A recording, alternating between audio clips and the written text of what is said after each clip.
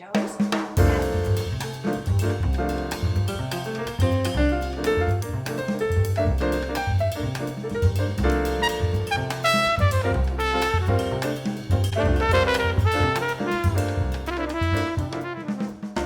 Hi, this is Jenny Hudson bringing you the Author Connection, the voice of independent authors. Today I have Troy Sinclair with us, the owner of WTV 360, and he is a marketing and video guru who's going to give you some great hints on how to market your book or your small business. And he's from Salt Lake City, but he works with companies all over the country, and I welcome him today. Welcome, Troy. And I know video is getting increasingly important in getting our message out to the world. And you've been doing this for 25 years as well as marketing. And I know that you've got lots to say about it. So it's important for businesses as well as authors and artists. And I'm wondering what you can tell us about this trend. No, Jenny, I'll tell you what, the world that we live in, as you know, it's changing really rapidly. And we live in what I would call, or what I would coin, a we society. And what that means in today's culture, Jenny, is that everything's social. Everything is about, authenticity. Everything is about media coverage. Everything is about people want to know what other people have to say about what's going on with something. Okay? If somebody's out there looking for something and they're not able to get feedback from other people, then it almost makes what you're doing not relevant. They need to see it in the print form, and that's really, a big shift that's been going on, and I really do believe that trend is going to continue for a long time to come, Jenny. It's almost like advertising, where if you have one ad somewhere once, it doesn't have any effect. But if people keep seeing your message in different places over and over, they get your message. And so that's kind of what you're saying, right? Well, yes, but there's a big difference. There's a big difference in today's world between me telling you how great I am and you telling other people how great I am. Okay? We can put our ad out there all day long and talk about how great we are. And yet in today's world, the third-party verification, Jenny, is really coming across much stronger, much more authentic, because it means other people care about what you're doing, and you're affecting other people, and you're having an impact on those people. So it's a combination of, yes, repetition, getting your message in front of your potential customers, but it's also a combination of who else is talking about you, who else is saying good things about you, so that other people in the world say, wow, oh my gosh, look at all these 5-star reviews. Wow, look at, these, this news channel had this story, and this was in this magazine. And so it's a combination of both of those. So that's the holy grail for authors and artists as well as businesses. How do you get people to get a buzz on about your business or your book or your artwork or whatever it is that you're doing? Yeah, excellent question. And, we are doing some things that are really unique, because you see, at WTV 360, we are a tier 1 media company. And what that means is that we have a number of journalists that write for us. We're connected to over 550 editors-in-chiefs. We've got 1,500 premium networks, tier 1 news outlets that are part of our syndication affiliates.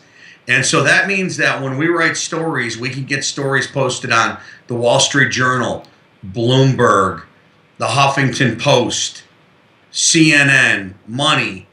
When we talk about stories, we can actually get stuff published out on the web that carries tremendous weight for the companies that we work with. And that's one of the big shifts, one of the big keys with getting yourself known out there is getting enough media. And then what this media does is that it brings all of it back to you, back to your website. And of course, then when people start to look up your name and people start to look up your company, then all that news ends up reflecting back toward you, and it reflects you in a positive light. So, Troy, I know you're a videographer and you've been doing this for 10 years and you're a marketing guy, but you talk about stories that you put out. So it sounds like you are doing more than video. It sounds like you're doing press or traditional media, right?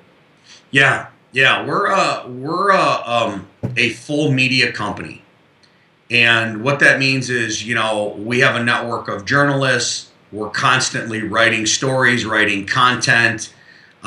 We're doing video. The way you and I met is through a beta program, which I know we'll talk about a little bit later. That beta program was designed to help position business owners, experts in their industry, in their chosen field, to position those experts as the authority on their topic. And so we put together a video series called Industry Experts 2015, and we've already decided we're going to carry that into Industry Experts 2016. And what we're doing is creating video and getting the video content out there, so we can create the video, and then we take the video and can syndicate a story about the video, and can get the video out there in various news channels. So, and then, I'll even take it one step further in terms of, how we help clients. It's one thing, Jenny, to get lots of views, lots of looks at what it is you're doing. It's another thing altogether now. How do you monetize that? How do you turn those views, how do you turn those looks into clients, into people who want to buy from you? And that now gets into the whole concept of conversion. Okay? Which is huge, right? Yeah. Yeah, we can dive really deep into conversion, because that's the other aspect that we help our clients with is how do you convert? How do you get people to say, let me buy this from you because I see the value in it? For sure, and that's the true holy grail, because once you get attention and get people to your site, you can see how long they stay there, and maybe they're not there that long, or maybe they're not buying, or maybe they don't come back or whatever. So since this is the author connection, and I mean what you are doing is relevant to businesses as well as authors, I'd love to hear what you have to say about authors and what they can do to get people to convert once, and how they might use video to further their book and get them to come to their site. And yeah, excellent question. And there's two sides to this coin, okay? Because the one side is that you hire a company to help you with it, and the other side of the coin is you try and do it all yourself. Right. Which isn't always the best side of the coin. It's not. I mean, Jenny, we can't be all things in our business. I mean, it's, how do I say this? I'll say this as gently as I can. The person who calls themselves a CEO and they're a one-man operation. A CEO, really, Jenny, is somebody who has a team around them, knows how to delegate, knows how to have other people get jobs done, and they're not constantly trying to do it all themselves. And I realize that every business, including my business, every business starts somewhere. Right. Okay. But the vision, the dream, the goal really should be, how do I build a team around me? How do I start to delegate? How do I start to allocate specific jobs and tasks to the right people to do the right job? So I'm going to just interject there for a second, because I think that the trend with writing is that authors are thinking of themselves more as entrepreneurs. At least they should be. And what they're doing is creating a product. So it's not that different than a business and creating a team around you. So I think that that's the point that, you want to kind of drive home too, right? Yeah, I do. And I'll tell you, we talked about this one time in a conversation that we had. Famous author out there, J. Conrad Levinson, wrote a book called Guerrilla Marketing. And when he was interviewed one time, he said, this book made me $10 million. Okay, this was back in the day. I'm pretty sure, if my memory serves me, this book came out in either the late 80s or the early 90s. 80s, yeah.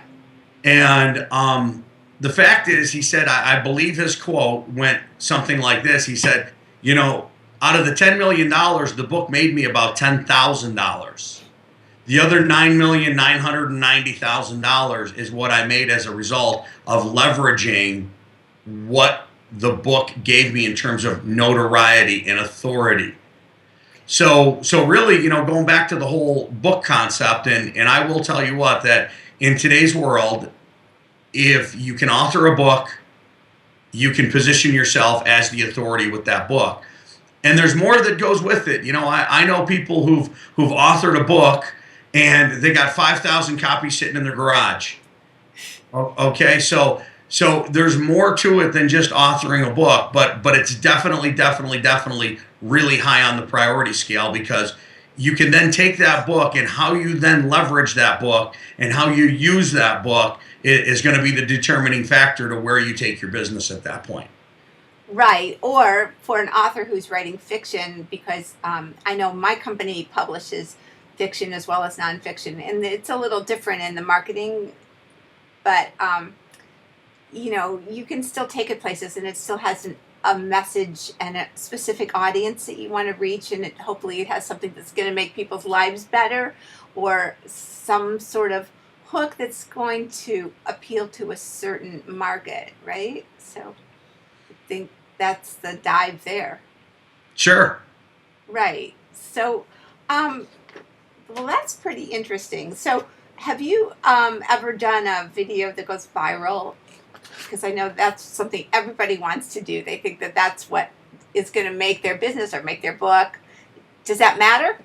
And have you done it, or do you have trips? I'll tell you what, Jenny. This is a very, very interesting topic, because I have a gentleman that's a friend of mine, somebody I've met fairly recently, that has shared with me. I've got about 3 or 4, maybe even 5 case studies that this gentleman did. And in my opinion, he has really unlocked. Okay, we just froze up there again. So go ahead. Yeah. Okay, go ahead. Take that over. Okay. So Jenny, I have a friend of mine who, Jenny, I have a friend of mine that has really unlocked the viral process on the web. And for years, Jenny, I have been asking the question of, what is it what does it take to get a video to really go viral? Is it an accident, or can a company really plan to create a viral campaign? And I'm 100% convinced right now, beyond a shadow of a doubt, that you can absolutely create a viral campaign. Okay. The one thing that people need to understand when it comes to creating a viral campaign is a few things. The first thing is this, is that you may not create a viral campaign with try number 1. Okay. Not to say the concept won't go viral, but what you've got to be able to look at with a viral campaign is you've got to look at your offer. You've got to look at what it is you're sharing. You got to look at how does the public perceive what it is you have, and are they willing to share it? And then once it's shared, is the people that it's being shared with, are they now getting on board and sharing, converting, and opting into the process? And once you get each piece of that type of a viral funnel dialed in, once you get it dialed in, each piece, then all you've got to do is get your numbers up above 1.1 when it comes to sharing, opt-in, and converting. And it continues to go from that point forward. Once you get, now if you can get it to 1.2, 1.3, 1.4, or even 2 or 3 or 4 on the upside. You mean percent? Is that what 1.1 is? What? Yeah, 1.1 in terms of the people who not only share it, but then who opt in from it. You see, because below 1, so let's say you've got 10 people that share it, okay? And only 9 people respond and opt in. Well, then it goes from 10 to 9. Those 9 share it. Now it goes to 8, then it goes to 7, then it goes to 6, and it peters out. Right. But as soon as it goes from 10 to 11, okay, now 11 share it and it goes to 12, and then 12 share it and it goes to 13. Or if 10 share it and it goes to 15, 15 share it and it goes to 20, and now you've created a viral campaign. And that we're getting ready to launch with one company in particular in the next 30 days. We're getting a campaign ready. We're going to launch a campaign, and we actually know how to structure and build viral campaigns. And like I said, I've got about 5 case studies from a partner of mine that has done this time and time again. And they've really perfected this over the last couple of years. So what is like one element of a viral campaign that you could give out as a tip, that a viral campaign outside of kittens and dogs, what would you suggest? Well, I'm going to share 2 things, and both of them are kind of obvious. I like to use that term, obvious, because once you hear it, it's like, well, sure, absolutely. But how do you get that is a much a more of a challenging piece, okay? And number 1 is conversions, okay? And that has to do with your opt-in. That has to do with who's willing to give you their email, who's willing to share. So conversion rate is key, and you got to be able to measure this. And then the second thing is you've really got to have something that people want. You really got to have something that they really want to share, that makes it, that makes it, fun or interesting, or it doesn't have to be kittens and dogs. It just has to be something that they feel is valuable and they want it, and then you incentivize them to share it. You can orchestrate a viral campaign. Right. I think the last one I saw was someone was passing something around that Bill Gates was giving out $500 or something, which was hilarious. So, and that, no problem, went viral. So what advice do you have in developing what you want to say on your video? I mean, people have a lot of things to say. I mean, how do you know what the one thing is going to be? You don't. Okay, you don't know what it's going to be. You got to test. In today's world, it really is all about testing. And, and I'll get back to how do you develop that message. Before I talk about that, I just want to say that in today's world, so many people, they'll try a form of marketing. Let's take Facebook marketing, okay? It's, obviously Facebook is famous. There's, I don't know how many millions of people today on Facebook. It's Billions. it's the juggernaut of where people are still at in today's world. Sure. So people will try Facebook and a campaign doesn't work, and then they say Facebook doesn't work. Facebook advertising doesn't work. And that's the farthest thing from the truth. Facebook advertising absolutely works. The question is that, okay, your first try, your first campaign didn't work, so now what needs to be done to test it? What do we need to tweak? What do we need to change? Is it the ad copy? Is it the message? Is it the images? Is it the headline? Is it the colors? There's just a number of things that go into putting together a really well put together campaign. So that's the first thing. Testing. And I'm sorry, give me the first part of the question again, please. Oh, I don't know. This is interesting, but do you know that we have been talking so long that we only have a couple minutes left, so we're not even going to go back there. We're just going to move forward, because I might have forgotten some things to ask you that I know that we want to get in, and I know that you should probably tell us about WTV 360 and what you're doing, because we have to, wrap it up in a couple minutes. Sure. Thank you. Well, listen, WTV 360 is a media company. WTV 360 was just really created this year. Okay. I have had a number of marketing companies that I've ran over the years, and my real, asset, I would say, is that WTV 360 has formed probably about 7 strategic partnerships out there in the world over this last couple of years. I'll say my previous companies, and WTV 360 was just birthed this year. And so it's a combination of taking video content, written content, marketing materials, websites, landing pages, sales processes, And really, it's a whole process of how do you help people take their message, get it out to the world, and create a company that they've always dreamed of. And the fact of the matter is, Jenny, is that I think everybody has their own dream. It's fairly unique, fairly individualistic. Okay. And some companies are ready for what we do, and a lot of companies are not. Oftentimes when I talk to a business owner, I've got to find out from that business owner, are you ready for 1,000 new customers in the next 6 months? Do you have a team in place? Do you have the ability that, for example, when your phone rings, did you know that statistically, if you answer on the second or the third or the fourth ring, your sales and your conversions drop significantly? Okay. So I ask a business owner, are you ready to pick up the phone on the first ring? Are you ready to train your staff to pick up the phone immediately? Wow. And so a business owner has to be ready for what we do. Okay, because what we do can have a huge impact, and so the systems have to be in place, the ability to handle the sales has to be in place, and the ability to handle the growth has to be in place. So yes, there are things we can do for smaller companies, and the type of company that we really truly like to work with is a company that's already doing very well, and they then want to take it to the next level. Great. Well, I really enjoyed what you had to say, which was so much more than just video. I think you've got some great marketing ideas.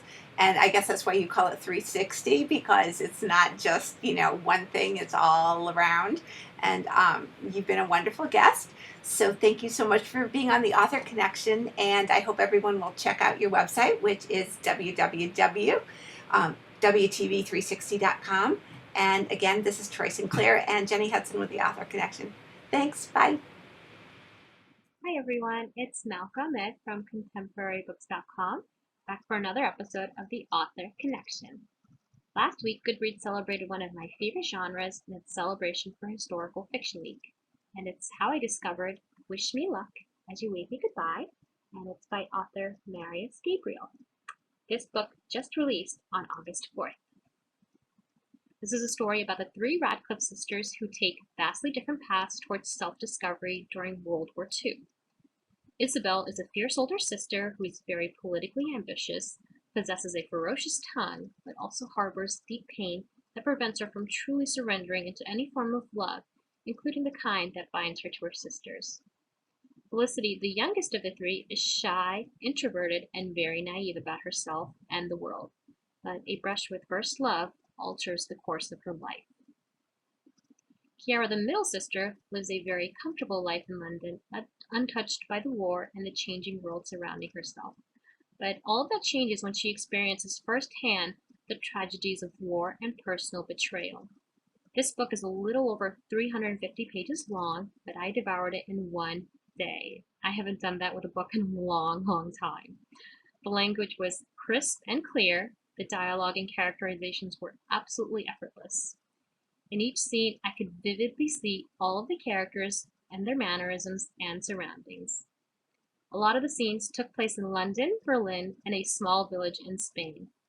The author did a really good job in bringing the location into the scenes. I was right there in that small village in Spain when Isabel and Felicity were trying to make it back to England, or even the art gallery in London that Kiara worked in.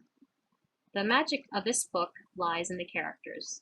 The three sisters start out as individuals who think of life in a certain way, cling to their beliefs, and are full of idealism. But by the end of the book, all of this changes because the sisters have greatly changed. The reason why this book is so enjoyable is because the reader's on that journey from beginning to end. Another important aspect to remember is that it's not just the Radcliffe sisters whose lives and way of thinking is changing, it's the whole entire world. The author does a great job of reflecting this by utilizing the minor characters who cross paths with the Radcliffe sisters. Perhaps there is no greater haunting tale than that of young William Willoughby, who is introduced in the very beginning of the story. As an idealistic American soldier participating during the Spanish Civil War, he bravely and naively aids Isabel and Felicity. When readers are introduced to him later on in the book, he too has undergone immense change. The book gets its title from a popular song in England that helped get England through World War II. The significance of this title is that the characters are not only saying goodbye to the people in their lives, but also themselves. In Wish Me Good Luck As You Wave Me Goodbye, the three Radcliffe sisters experience a lot of ups and downs that life throws at them. They experience love, heartbreak, and betrayal. But as the world descends into chaos of World War II and greatly changes, so do the Radcliffe sisters. As with all good books, I was incredibly sad that it had to end, but instantly cheered up when I learned that the author has penned a sequel and possibly a third and final installment. So plenty of Radcliffe sisters to see again in the future. In addition to having my review up on contemporarybooks.com, I'll also be interviewing the author later this week. So if you have a question that you think I should ask the author Marius Gabriel, let me know. So that's it for this week. I'll be back next time with another great book recommendation. Shows.